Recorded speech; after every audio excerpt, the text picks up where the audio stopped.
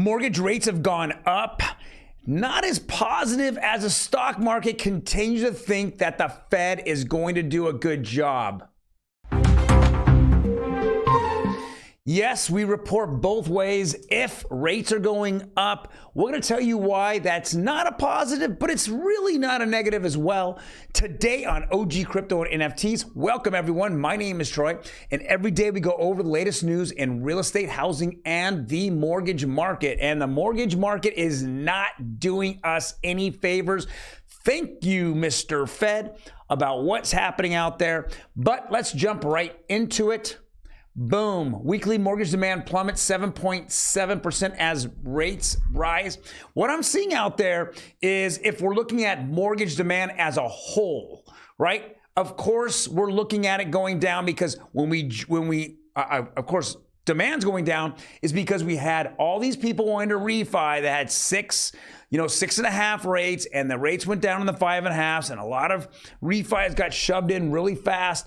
So that's kind of why it's plummeted. We also know that rates are rising, but we're also seeing that buyers out there are now getting used to these rates and now are listening to mortgage advisors and kind of, real estate agents like myself saying, this is something where you can always lower your 30-year fix by refining it out. Now, it makes complete sense, again, to get into a budget in which your monthly mortgage or housing budget is the same every single month for the next 30 years.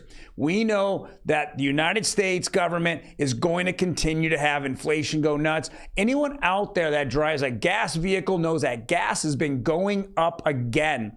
And we know that all energy costs have been going up. In the summer, electricity went up. Now in the winter, we saw a 385% rise in natural gas. What a ridiculous! That's so ridiculous that this state of California has allowed that to happen. When natural gas futures have plummeted, I mean plummeted. They're down 80% now in the last 60 days. Yet we just saw a 385% rise. I'm hearing people out there saying older people who just didn't see it coming can't even afford what they were paying. Now they're paying three times more. And so that's becoming a big issue. We're going to see what happens, but I'm just telling you, it hasn't really stymied yet the buyers out there, but we're going to see there's a tipping point somewhere coming up soon, probably 6.75. I think that's where we're going to see it, but we're going to go over rates here in a minute. Now, before we get into our next article here, do me a favor, hit that subscribe button, boom, boom, boom. I want to give you the best 5 minutes in real estate and mortgage markets. All right, well, here we go. Home builder sentiment in February improved by the biggest amount in 10 years.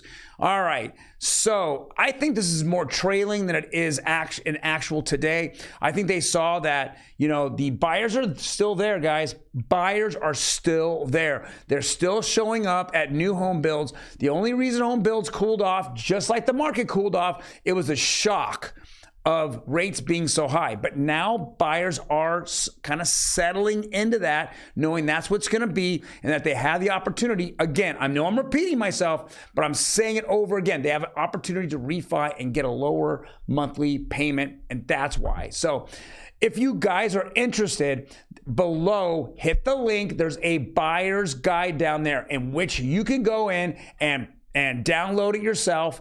And at that point, you can see what you're looking for as a buyer and what the process is. We have those links down below. Check it out. Next, Florida real estate market stays hot despite my producer, yes, pushing up the article. Thank you, producer Emmy. Oh, she doesn't want to talk now. Oh, okay. Florida real estate market stays hot despite agent exodus.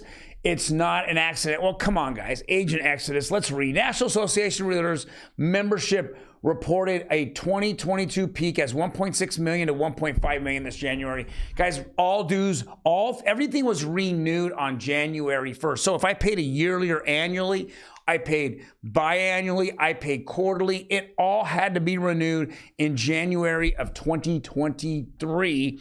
And that's why you're seeing it. We only lost 100,000. Come on, we lost 6-7% of real estate agents. Half of them don't do crap anyways. Come on, I'm still dealing with garbage agents all over the place.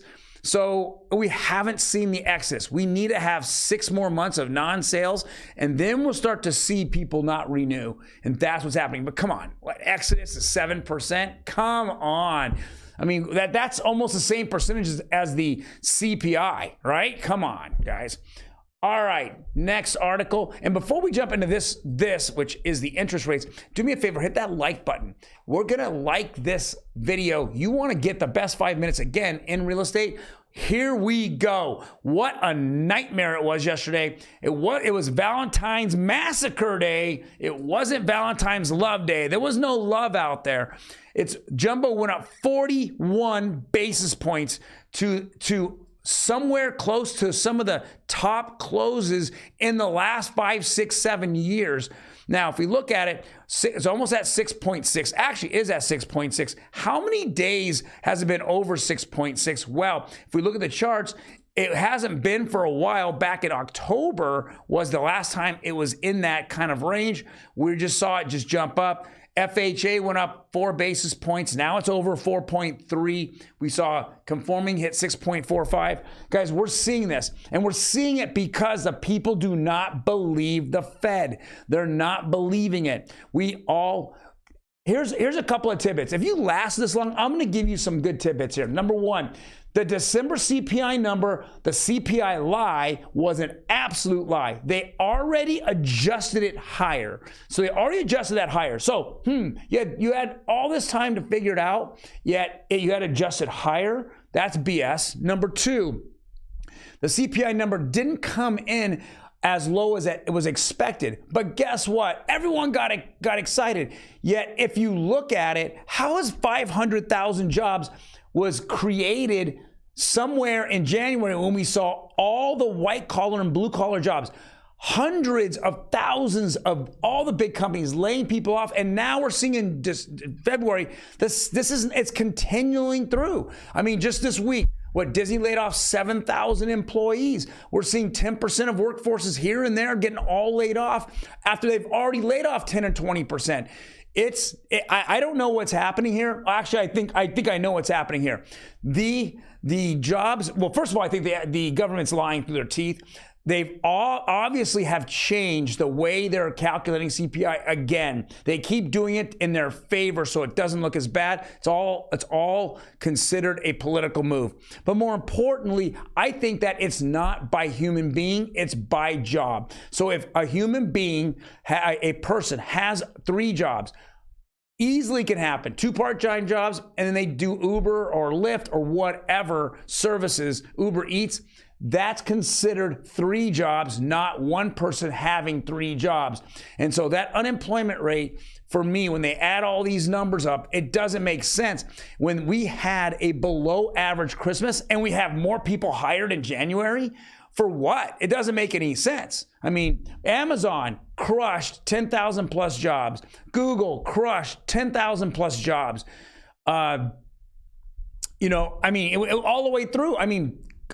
Bed Bath & Beyond just pretty much laid off everybody, gone. That was 30, 40,000 jobs gone. That whole franchise gone. We're seeing Walmart's close, Walgreens close up. We're seeing all these companies closing up, locations, yet we're seeing job creation.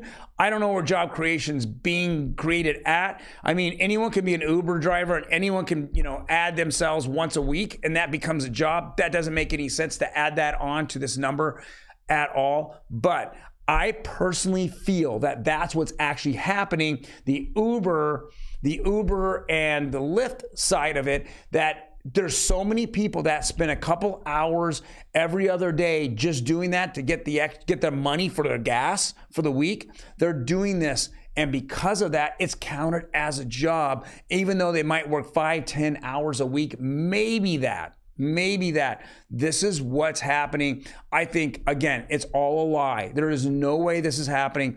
The crypto market and the stock market keep going up. That makes zero sense.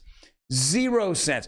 Every time they lay off a bunch of people, that stock goes up. Meta laid off a ton of people. Their stock just skyrocketed. If there's less people there, then why would you run your company terribly, and then lay a bunch of people off, and then Wall Street gets all excited about it? Well, you're cutting the fat. Well, why did you hire the fat in the first place? And where did you end up figuring out that was the system in which you wanted to actually do things under?